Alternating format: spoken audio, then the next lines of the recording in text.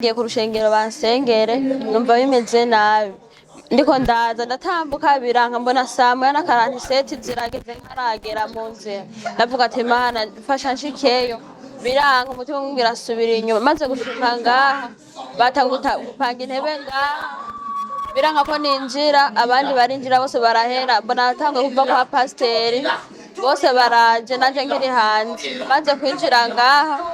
ndiganira umukozi w'Imana aransengera amaze kunsengera rero numva byo numva bitemagura mu mugongo numva biranka sindi bwuname hanyuma ndavuga arambaza none wumva umeze gute ndamubwira je numva byasiko nama umugongo numva kinguma gitemagura rero je nagomba gushimira Imana ukugenda naje meze muhira sinashaka kunama ngo cyane imbabura nakoropa mpagaze ariko ubunya uko numvise aheje kusengera vraiment numva umugongo ari sawa mpagaze byatanguye kumfata inda ya mbere ivuyeyo n'iya kabiri ivuyeyo rero bitanguye kumfata kundagira kabiri ivuyeyo nibwo naza ngaha bagumabwira uraza kusengera cyane wewe urafise ibitero rero maze kuguma nza ngaha baransengera ariko nguma numva bifata mugare nivyerekana ngo biseruke n'umunsi niho ngiye kuyibona bica bitema cyane biranga rero ndashima Imana kubona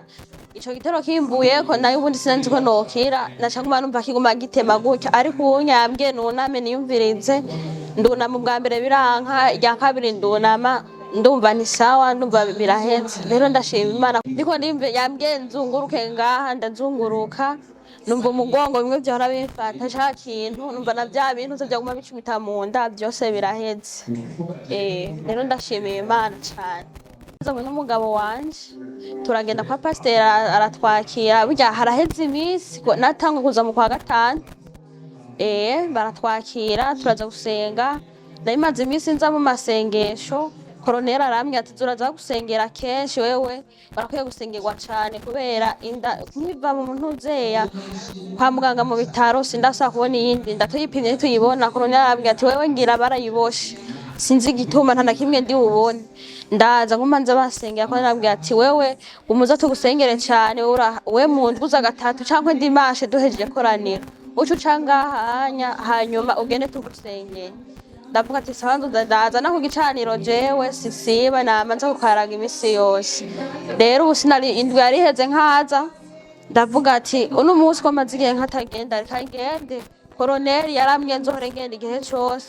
reka ngene nze baransengera koroneri nawe nyene yarigeze kuzamuhira pasiteri yamuduhara dusengera abatwaya duha umukozi w'Imana akadusengera kandi jewe ndizira byose bizohera nibwo maze kugumanza uno museni niho mbonye igitangaza cyane rero ndashimiye Imana cyane haleluya amen.